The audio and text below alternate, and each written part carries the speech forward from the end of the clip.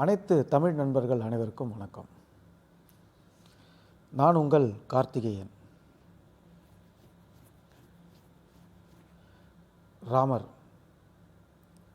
யார்? இந்த ராமர் எங்கிருந்து வந்தார்?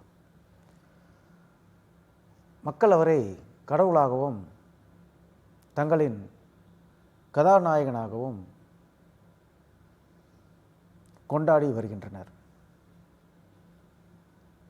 ராமருடைய முழுமையான வரலாறு மற்றும் இந்தியாவில் ராமர் கோவில்களின் சிறப்புகள் பற்றி நாம் இந்த காணொளியில் விவரமாக காண இருக்கின்றோம். வாங்க பார்க்கலாம்.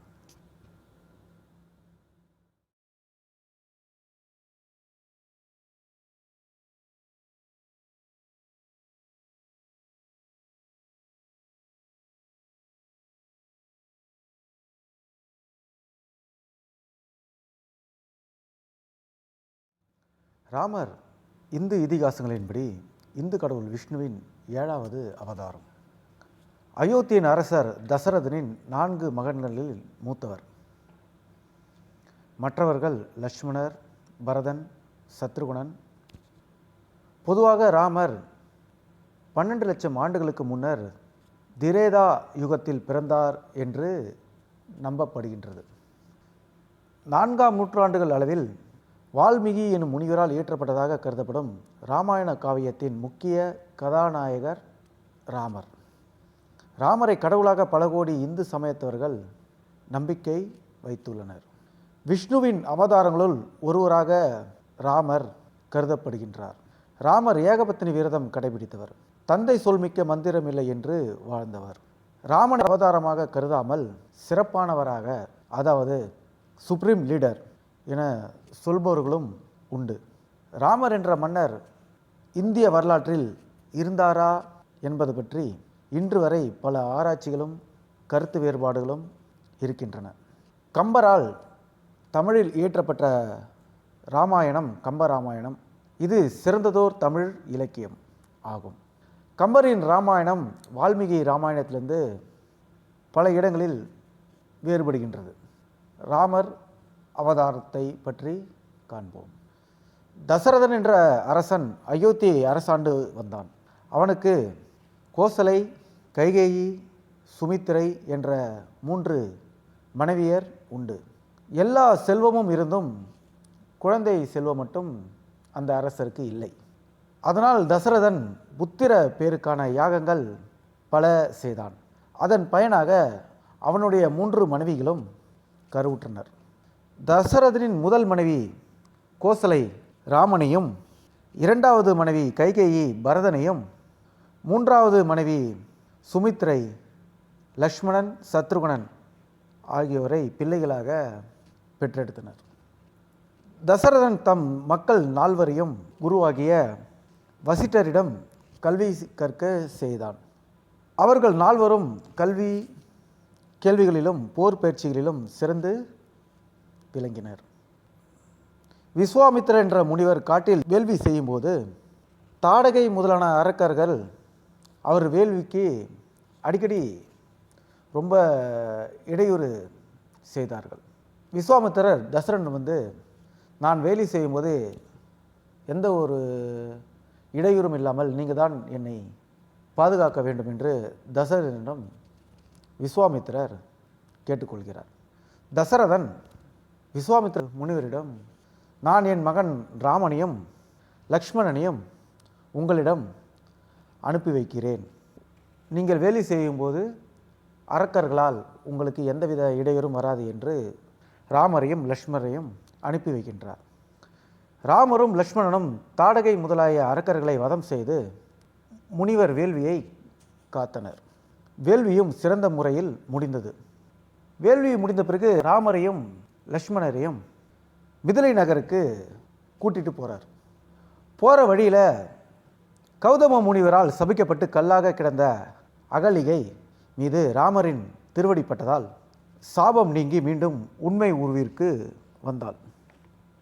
இந்த மிதிலை மாநகரத்தை சனகன் என்ற அரசன் ஆண்டு வருகிறார்.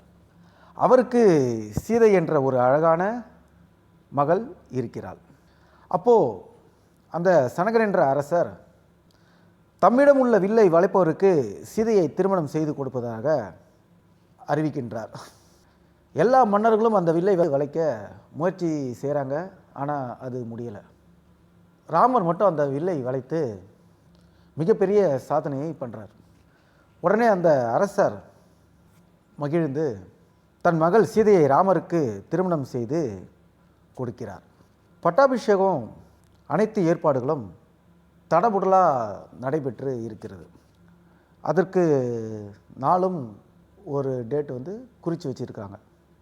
கைகேயின் சிறப்பு பணிப்பெண் கூனிக்கு இன்னொரு பேரும் உண்டு, மந்தரை என்ற ஒரு பெயரும் உண்டு.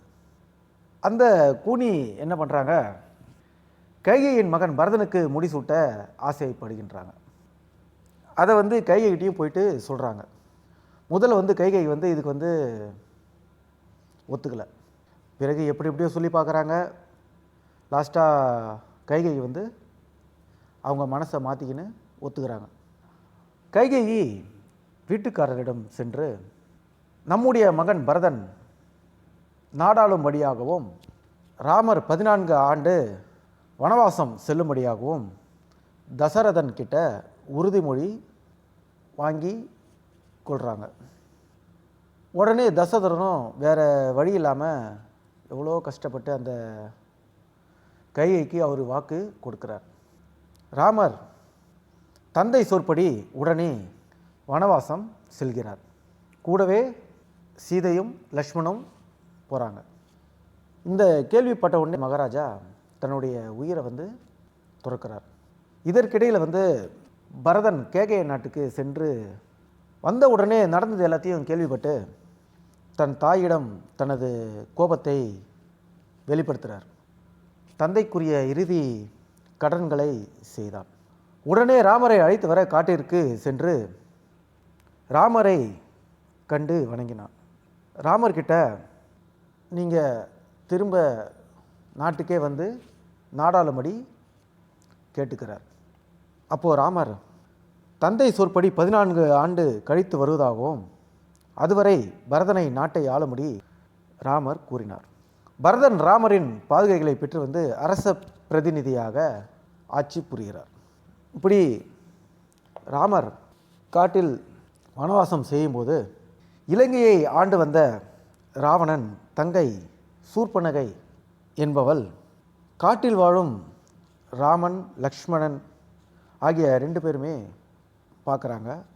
2 பேருமே அழகாக இருக்கிறதுனால முதல்ல ராமரை நீங்கள் என்னை கல்யாணம் பண்ணிக்கணும் அப்படின்னு சொல்லிட்டு ராமருக்கு கட்டாயப்படுத்துகிறாங்க.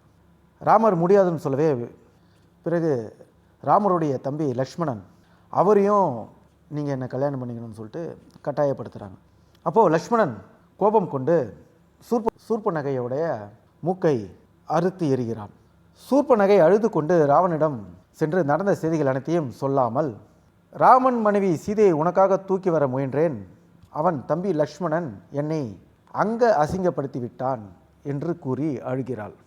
ராவணன் சூர்பனகையை சமாதானப்படுத்தி அவர்களை தண்டிப்பதாகவும் கூறுகிறான். அப்போது ராவணன் சீதையை தூக்கிட்டு வர்றதுக்காக மாரீசன் என்பவனை மாயமானாக அனுப்பி ராம லக்ஷ்மணரை தனியாக பிரிக்கின்றான். பிறகு சீதை தனித்து இருப்பதை அறிந்து வீட்டோடு பெயர்த்து சீதையை தூக்கி கொண்டு செல்கின்றான். அப்படி தூக்கி செல்லும்போது கழுகு அரசன் ஜடாயு ராவணன் சீதையை தூக்கி கொண்டு போகிறதை பார்த்துவிட்டு தடுத்து நிறுத்துகிறார். அப்போது ராவணன் ஜடாயுவை வெட்டி வீழ்த்திவிட்டு ராவணன் செல்கின்றான். ராவணன் இலங்கையில் உள்ள அசோகவனத்தில் சீதையை மறைத்து வைத்தான். திரும்பி வந்த ராம லக்ஷ்மணர் சீதையை காணாமல் தேடினர். இப்படி தேடிக்கொண்டிருக்கும் வேளையில் ஜடாயு என்ற கழுகு அரசனை சந்திக்கின்றார் ராமன் லக்ஷ்மணர். சந்தித்துவிட்டு ஜடாயு ராமருக்கு அனைத்து உண்மைகளையும் சொல்கின்றார். அப்போது ராமர் வானரங்களின் அரசன் சுக்ரீவன் வாலியின் தம்பி ஆவான். வாலி தன்னை துரத்திவிட்டதாக கூறினான் சுக்ரீவன். உடனே ராமர் வாலியை கொன்று சுக்ரீவனுக்கு பட்டம் கட்டினார். பிறகு சுக்ரீவனும் அனுமாரும் குரங்குகளும் ராமருக்கு துணையாக வந்தனர். இலங்கையில் சீதை இருக்கும் இடத்தை அறிந்து வருமாறு ராமர் அனுமாரை அனுப்பினார். அனுமார் கடலை தாண்டி இலங்கையை அடைந்தார். எங்கும் தேடினார். கடைசியாக அசோகவனத்தில் சீதை இருப்பதை கண்டார். ராமர் கூறிய செய்திகளை கூறிவிட்டு திரும்பி வந்தார். ராமரிடம் வந்து சீதை இருக்கும் இடத்தை தெரிவித்தார். அனைவரும் கடலை கடந்து இலங்கைக்கு செல்ல குரங்குகள் கல்லையும் மரத்தையும் கொண்டு கடலில் பாலம் கட்டின.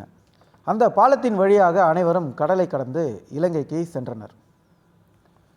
ராவணனுக்கு கும்பகர்ணன், விபீஷ்ணன் என்ற 2 தம்பிகள் உண்டு. அவர்களில் விபீஷ்ணன் நல்ல ஒரு அறிவாளி. அவன் ராவணனுக்கு பல அறிவுரைகள் கூறினான். சீதையை கொண்டு போய்விட்டு விடும்படியும் சமாதானமாக வாழும்படியும் கூறினான். ராவணன் மறுத்துவிட்டான். எனவே விபீஷ்ணன் ராவனை விட்டுவிட்டு ராமர் பக்கம் வந்து சேர்ந்து கொண்டார். ராமரின் படைகளுக்கும் ராவணின் படைகளுக்கும் போர் தொடங்கியது. போரில் ராவணன் தம்பி கும்பகர்ணன், ராவணன் மகன் இந்திரஜித் 2 பேருமே இறந்து போகிறாங்க. படை வீரர்கள் எல்லாருமே இறந்து போகிறாங்க. கடைசியாக ராவணனுக்கும் ராமருக்கும் போர் கடுமையாக நடந்தது. முடிவில் ராமர் ராவணனை கொன்றார். பின்னர் இலங்கைக்கு அரசனாக விபீஷ்ணனுக்கு பட்டம் கட்டினார் ராமர். ராமர் சீதையை மீட்டுக்கொண்டு அயோத்திக்கு திரும்பி வருகின்றார். பரதன் ராமரிடம் ஆட்சி பொறுப்பை ஒப்படைத்தான். ராமர் அயோத்திக்கு அரசராக முடிசூட்டி கொண்டார். தம்பியர் துணையுடன் சிறந்த முறையில் நாட்டை ஆட்சி செய்தார். ராமர் ஆட்சி பொறுப்பேற்ற பிறகு மக்கள் அனைவரும் எல்லா நலனும் பெற்று மகிழ்ச்சியாக வாழ்ந்து வந்தனர். அடுத்தது நாம் இந்தியாவில் உள்ள கோயில்களை பற்றி, ராமர் கோயில்களை பற்றி காண இருக்கின்றோம். இந்தியாவில் எங்கெங்கு ராமர் கோயில்கள் உள்ளன, அதனுடைய சிறப்புகள் என்னென்ன என்ற அனைத்து விவரங்களையும் நாம் இங்கு காண இருக்கின்றோம். முதலில் கோதண்டராமர் கோயில். ராமேஸ்வரத்திலிருந்து தனுஷ்கோடி செல்லும் வழியில் 12 கிலோமீட்டர் தூரத்தில் வங்காள விரிகுடா, மன்னர் வளைகுடா ஆகிய 2 கடல்களுக்கு நடுவில் உள்ள தனுஷ்கோடி தீவில் அமைந்துள்ளது. இராமாயணத்தில் விபீஷ்ணன் தன் சகோதரன் ராவணனிடம் சீதையை கவர்ந்து வந்தது தவறு என்றும் அவளை ராமரிடமே ஒப்படைக்கும்படியும் அறிவுரை கூறினார். ராவணன் அதை ஏற்க மறுத்ததுடன் விபீஷ்ணனை காலால் மிதிக்க சென்றார். இதனால் வேறுபுற்ற விபீஷ்ணன் ராமருக்கு உதவி செய்வதாக ராமரிடம் சரணாகதி அடைந்தார். விபீஷ்ணனை தன் தம்பியாக ஏற்றுக்கொண்ட ராமன் இலங்கையை வெற்றி பெறுவதற்கு முன்பாகவே இலங்கை வேந்தனாக பட்டாபிஷேகம் செய்து வைக்கிறார். விபீஷ்ணனை பட்டாபிஷேகம் நடந்த இடத்தில் ராமருக்கு அமைக்கப்பட்ட கோயில் கோதண்டராமர் கோயில் என சொல்லப்படுகின்றது. இக்கோயிலில் ராமபிரான் அருகில் விபீஷ்ணன் வணங்கியபடி இருக்கிறார். அடுத்ததாக எரிகாத்த ராமர் கோயில். சென்னை திண்டிவனம் நெடுஞ்சாலையில் மதுராந்தகம் பேருந்து நிலையத்தின் அருகில் அமைந்துள்ளது. ராமபிரான் சீதையை மீட்க இலங்கை செல்லும்போது விபண்டக முனிவரின் ஆசிரமத்தில் சில நாட்கள் தங்கியிருந்தார். முனிவரின் வேண்டுதல் படி அயோத்தி திரும்பும்போது சீதையுடன் கல்யாண கோலத்தில் காட்சி தந்தார். விபண்டக முனிவர் கோயில் கருவறையிலேயே உள்ளார். சுவாமி சன்னதிக்கு வலப்புறம் ஜனகவல்லி தாயார் சன்னதி உள்ளது. திருமழிசை ஆழ்வார் மற்றும் ராமானுஜர் இக்கோயில் தலத்திற்கு தொடர்புடையவர்கள். பத்ராசலம் ஸ்ரீ சீதா ராமச்சந்திர சுவாமி கோவில். இந்தியாவில் தெலுங்கானா மாநிலத்தின் பத்ராத்ரி கொத்தகூடம் மாவட்டத்தில் ராமருக்காக அமைக்கப்பட்ட இந்து சமய கோவிலாகும். பத்ராச்சலம் நகரத்தில் அமைந்த கோவிலில் மூலவரான ராமருக்கும் அவர் துணைவி சீதைக்கும் திருக்கல்யாண உற்சவம் ஆண்டுதோறும் ராம நவமியன்று மிகுந்த சிறப்புடன் நடத்தப்படுகிறது. கும்பகோணம் ராமசுவாமி கோவில். தமிழ்நாடு மாநிலத்தின் கும்பகோணத்தில் அமைந்துள்ள கலை சிறப்பு மிக்க பழமையான ஒரு வைணவ திருத்தலம் ஆகும். இக்கோயில் குடந்தை நகரின் நடுநாயகமாக பெரிய கடைவீதியின் தென்கோடியில் வடக்கு நோக்கிய நிலையில் அமைந்துள்ளது. இக்கோயில் 16ஆம் நூற்றாண்டில் தஞ்சையை தலைநகராக கொண்டு ஆட்சி செய்த ரகுநாத நாயக்க மன்னரால் கட்ட பெற்றது. மூலவர் தாயார். இக்கோயிலில் உள்ள மூலவரின் சிறப்பு பட்டாபிஷேக நிலையில் ராமபிரான் காட்சி தருவதே ஆகும். ராமர், சீதா பிராட்டியார், லட்சுமணர், பரதன், சத்ருகனன், ஆஞ்சநேயர் உள்ளிட்ட அனைவருடைய சிற்பங்களை கருவறையில் காண முடியும். இவர்களுடைய திருமேனிகள் அழகே காணப்படுகின்றன. ஆஞ்சநேயர் வீணையுடனும் இராமாயண பாராயணத்துடனும் இருக்கும் நிலையில் அபூர்வமாக காட்சி தருகிறார். ராமச்சந்திரமூர்த்தியும் சீதை பிராட்டியும் ஒரே ஆசனத்தில் அமர்ந்து காட்சி கொடுக்கின்றார்கள். பரதன் குடைப்பிடிக்க சத்ருகன் சாமரம் வீச, லக்ஷ்மணர் கோதண்டத்தை தாங்கிய வண்ணம் படியும் ராமச்சந்திரமூர்த்தியின் ஆணையை எதிர்பார்ப்பது போல காட்சி தருகிறார். லட்சுமணரே ராமரின் வில்லையும் சேர்த்து பிடித்தபடி இருப்பது வேற எந்த கோவிலிலும் இல்லாத சிறப்பு. முடிகொண்டான் ராமர் கோயில் தமிழ்நாடு திருவாரூர் மாவட்டத்தில் உள்ள ராமர் கோயிலாகும். பஞ்சராமர் தலங்களில் இதுவும் ஒன்று. இக்கோயில் திருவாரூர் மாவட்டம் நன்னிலம் வட்டத்தில் திருவாரூரிலிருந்து மயிலாடுதுறை செல்லும் சாலையில் மகுடவர்தனபுரம் எனும் முடிகொண்டானில் உள்ளது. ராமரின் வருகையை பற்றி பரதரிடம் சொல்வதற்காக ஆஞ்சநேயர் சென்றுவிட்ட காரணத்தால் இங்கு மூலவராக ராமர் கோதண்டராமராக கிழக்கு நோக்கிய நிலையில் உள்ளார். அவருக்கு வலப்புறம் சீதையும் இடப்புறம் லட்சுமணனும் உள்ளனர். ரகுநாத் கோயில் இந்தியாவின் ஜம்மு காஷ்மீர் மாநிலத்தின் ஜம்மு நகரத்தில் அமைந்துள்ளது.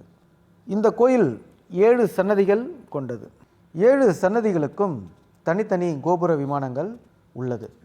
இக்கோயில் மூலவராக ராமராக இருப்பினும் சீதை, விஷ்ணு, கிருஷ்ணர், அனுமார், சிவன், பிரம்மா, துர்கை, பார்வதி ஆகிய தெய்வங்களுக்கும் சன்னதிகள் உண்டு. இக்கோயில் கட்டும் பணி ஜம்மு காஷ்மீர் ராஜ்யத்தின் மகாராஜா குலாப் சிங்கால் 1835 துவங்கப்பட்டு அவரது மகன் மகாராஜா ரன்பீர் சிங் என்பவரால் 1860 கட்டி முடிக்கப்பட்டது. தில்லை விலாகம் வீர கோதண்டராமர் திருக்கோயில் திருவாரூர் மாவட்டத்தில் அமைந்துள்ள பழமையான வைணவ திருக்கோயில். கிபி 1862ஆம் ஆண்டு வேலுத்தவர் எனும் பக்தர் கனவில் குளம் வெட்டிய போது புதைந்திருந்த பழமையான திருக்கோயில் தெரிய வந்தது. கார்த்திகை மாதம் 12ஆம் தேதி 14 தெய்வ திருவுருவங்கள் வெளிப்பட்ட திருத்தலம். பரத்வாஜ முனிவர் ராமபிரானை உபசரித்த திருத்தலம். குழந்தை ராமர் கோயில் அயோத்தி மும்மூர்த்திகளில் ஒருவரான விஷ்ணுவின் அவதாரமான குழந்தை ராமர் அயோத்தியில் பிறந்த இடமான ராம ஜென்ம பூமியில் ஒரு இந்து கோயில். இது இந்தியாவின் உத்தரப்பிரதேச மாநிலத்தில் அயோத்தி நகரத்தில் அமைந்துள்ளது. இக்கோயில் ஸ்ரீ ராம ஜென்மபூமி தீர்த்த சேத்திர நிர்வாகத்தின் மூலம் 2.7 ஏக்கர் நிலப்பரப்பில் அமைந்துள்ளது. கோயில் வளாகத்தின் நடுவில் குழந்தை ராமர் கருவறை மற்றும் சூரியன், விநாயகர், சிவன், துர்க்கை, அன்னபூரணி மற்றும் அனுமன் ஆகியோருக்கு அர்ப்பணிக்கப்பட்ட சன்னதிகள் இருக்கின்றது. ஸ்ரீராம ஜென்மபூமி தீர்த்த சேத்திர அறக்கட்டளை 2020ஆம் ஆண்டு மார்ச் மாதம் ராமர் கோவிலின் முதல் கட்ட கட்டுமானத்தை தொடங்கியது. கோயிலுக்கு அஸ்திவாரம் தோண்டும் போது ஒரு சிவலிங்கம், தூண்கள் மற்றும் உடைந்த சிலைகள் கண்டுபிடிக்கப்பட்டன.